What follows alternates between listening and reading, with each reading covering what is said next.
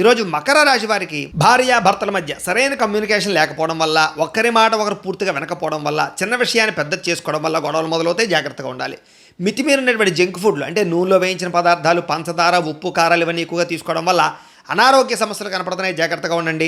అనవసరమైన వస్తువులు ఆన్లైన్ షాపింగ్లు చేయడం వల్ల ధన నష్టం కనపడుతుంది.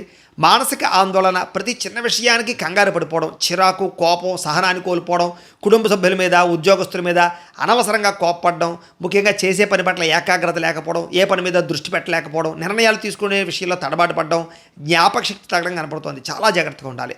నరదిష్టి వల్ల కూడా ఏ పని చేయాలని ఉత్సాహం లేకపోవడం, బద్ధకం బాగా పెరిగిపోవడం, అలాగే వ్యాపారాలు కూడా బాగా నడుస్తున్న వ్యాపారాలు మందగించడం జరుగుతోంది. ముఖ్యంగా జాగ్రత్తగా ఉండాలి. మీరు ప్రేమించిన వ్యక్తి మీరు నచ్చినట్లే ఉండాలని మీరు ఊహించుకోవడం వల్ల, వాడు సరిగ్గా ఉండకపోవడం వల్ల మీకు డిసప్పాయింట్మెంట్ కనపడుతుందని చెప్పొచ్చు. దానివల్ల గొడవలు దారి తీస్తుంది. జాగ్రత్తగా ఉండాలి. సరైన సమయానికి నిద్రాహారాలు లేకపోవడం వల్ల కూడా అనారోగ్య సమస్యలు కనపడుతున్నాయి. ప్రయాణాల్లో అనుకోని ప్రమాదాలు, షేర్లు, ట్రేడింగ్లు, డబ్బులు పెట్టినటువంటి పెట్టుబడులు అన్నీ కూడా నష్టాలు కనపడుతున్నాయి. క్రయ విక్రయాల్లో లిఖితపూర్వక వ్యవహారాల్లో జాగ్రత్తగా ఉండాలి. ఆదాయం కన్నా ఖర్చు అధికంగా కనపడుతోంది.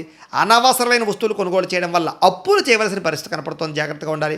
కుటుంబ సభ్యుల మధ్య అపార్థాలు పెరిగిపోవడం, వ్యాయామం చేద్దామన్న కుదరకపోవడం, విద్యార్థులకు చదువు పట్ల శ్రద్ధ తగ్గడం, ఉద్యోగస్తులకి తక్కువ సమయంలో ఎక్కువ పని చేయవలసి రావడము, స్త్రీలకి హార్మోన్ ఇన్బ్యాలెన్స్ రావడం వల్ల థైరాయిడ్, పీసీఓడి సమస్యలు, వాటి ప్రభావం బాగా కనపడుతోంది. ఒత్తిడి బాగా కనపడుతోంది. జాగ్రత్తగా ఉండాలి. వ్యాపారస్తులకు వ్యాపారపరంగా అంతంత మాత్రమే వ్యాపార లాభాలే కనపడుతున్నాయి. దత్తాత్రేయ స్వామి అంటే మీకు ఇష్టమైతే కనుక ఇక్కడ ఒకసారి లైక్ చేయండి. అలాగే రేపటి రాశి వల్ల కూడా మీకు రావాలన్నట్లయితే కనుక సబ్స్క్రైబ్ చేసుకోండి. అలాగే ఇక్కడ కనపడుతున్నటువంటి ఈ లింక్ మీద మీరు క్లిక్ చేసినట్లయితే మీకు ఈరోజు ఇంట్లో దత్తాత్రేయ స్వామి వారికి పూజ ఎలా చేసుకోవాలో వీడియో వస్తుంది.